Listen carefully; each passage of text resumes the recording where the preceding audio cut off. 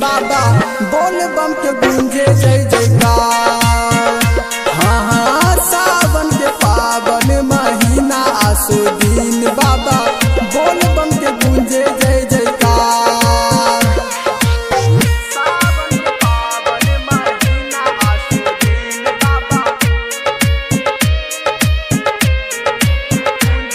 जयकार।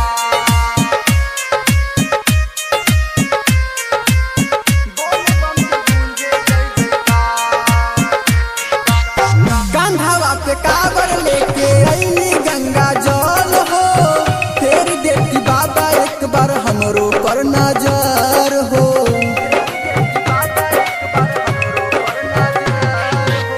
कंधवा पे कावर लेके अइली गंगा जल हो, फेर देता बाबा एक बार हमरो पर नजर हो।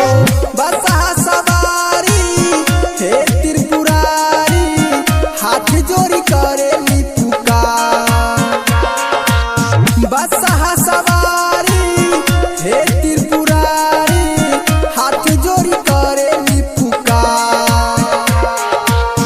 सावन के पावन महीना आसो दिन बाबा बोल बम के गूंजे जय जयकार। हाँ हाँ सावन के पावन महीना आसो दिन बाबा बोल बम के गूंजे जय जयकार।